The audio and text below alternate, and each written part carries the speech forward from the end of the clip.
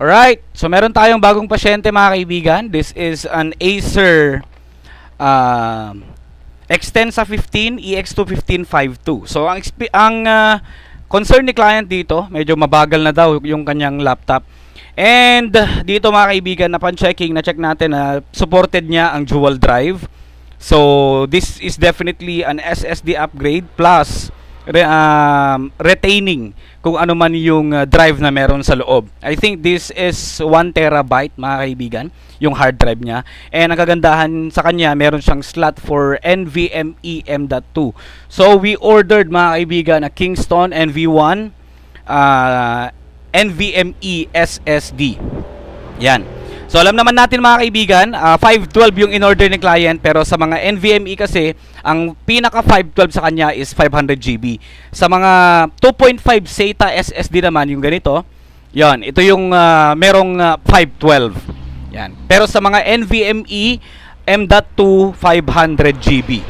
Okay? Yan. So Kingston yung in-order natin. Pero meron lang ding ibang brand na naglalagay na ng 512 GB sa mga M.2 or NVMe SSD. Alright. Hindi masyado makita. Pero yan. Kingston. Request rin ni client. Shoutout sa'yo, BJ. So, sasalpak natin ito mga kaibigan. Pero una sa lahat, tanggalin muna natin yung mga screws nito. Yan. Backglass. So, pang dual drive na siya.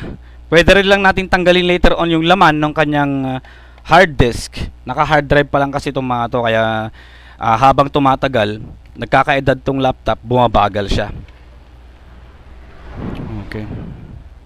So, tanggalin lahat ng mga screws. And of course, bago tayo magsalpak ng bago natin isalpak yung SSD niya, make sure mga kaibigan na i-disconnect ninyo yung battery. That's the number one thing. Kasi rekta sa motherboard to. Once na hindi nyo disconnect yan, magkakaroon ng shortage, finish na.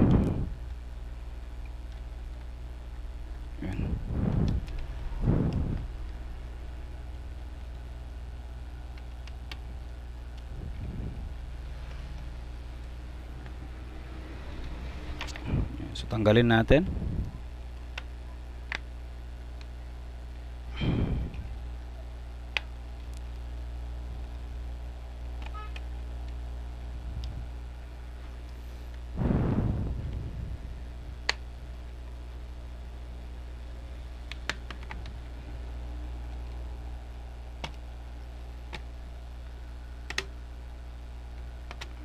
Yan.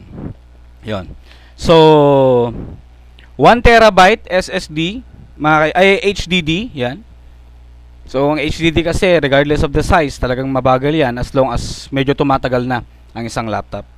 So nandito yung kanyang slot for NVMe M.2. So dito natin sasalpak and retain lang natin yan dyan. Pero bago nyo isalpak yung SSD, mga kaibigan, make sure to detach the battery. Disconnect the battery. Then by default, ang OS kasi nito na pinaka-compatible sa kanya mga kaibigan is Windows 10. So Windows 10 Pro ang isasalpak natin. Pag Windows 11 kasi medyo gapang tong mga to.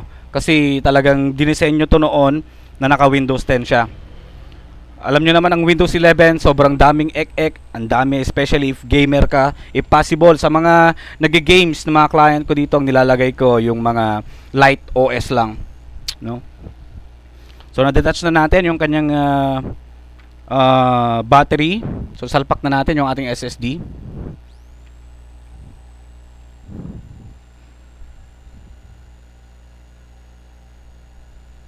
Picturean ko lang. So meron naman siyang screw dyan. Tanggalin na natin. Makikihingi na tayo.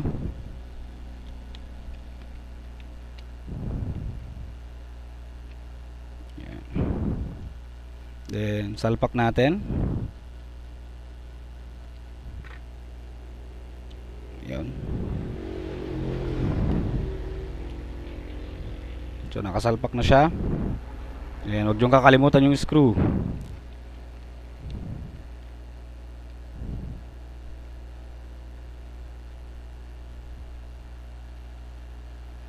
Okay? So, nailagay na natin yung SSD. Picturean ko lang ulit. Request kasi ni client yan, mga kaibigan.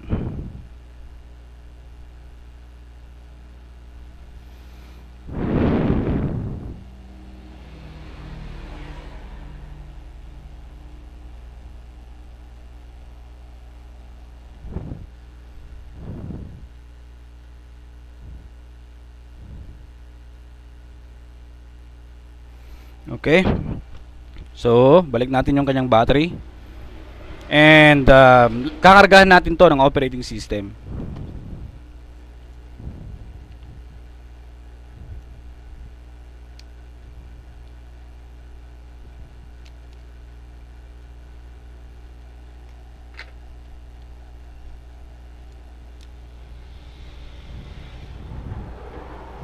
Siyempre, bagong OS na yung ilalagay natin.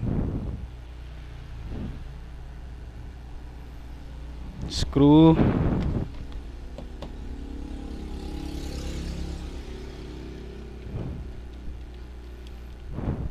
Ka-align ba?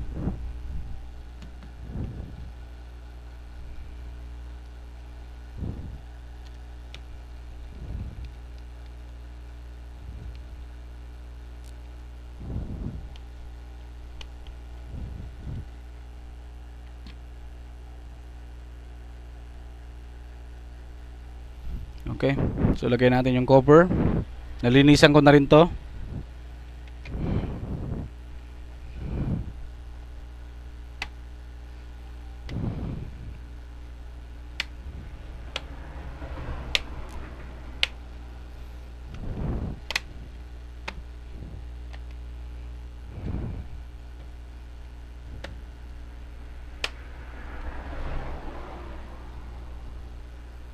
Alright.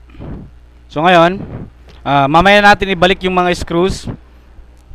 Ilagay ko lang muna dito sa may hinge nya. Then kargahan ko lang siya ng operating system, mga kaibigan. Dito pwede ko na siyang skip, no?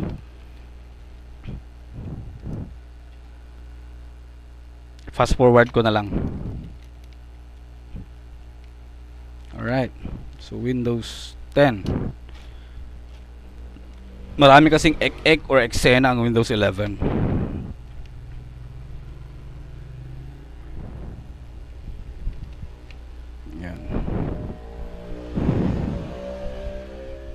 So OS installation na tayo.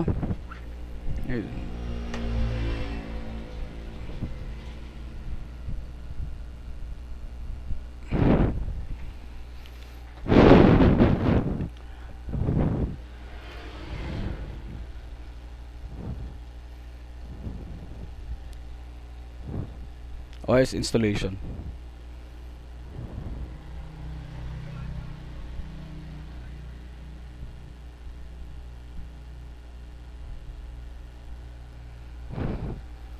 Yon, so nare-read naman niya, mga kaibigan, Kingston, yung model ng ating HDD. Dalawa ang drive nito, yung nakita nyo kanina, 1 terabyte and 500 GB.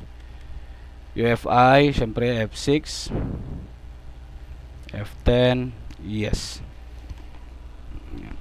Fast forward na natin.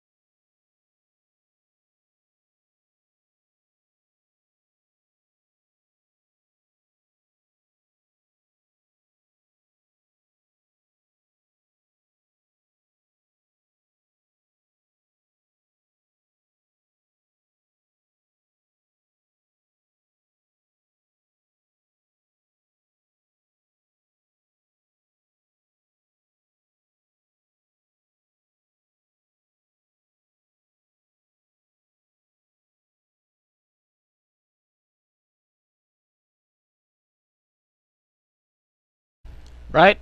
So tapos na to sa OS, and skip ko na yung pag-update ng mga drivers. Hindi ko na sasali sa record natin. Connect nyo lang sa internet, then you may install whatever software you want to install. Connect sa internet, then go to Windows Update. Automatic mag-update yung drivers niyan. Okay? So pwede ko rin tatanggalin ko na rin yung dating OS niya kasi 'di ba, hindi naman natin binura yung isang drive. Okay? Thank you for watching.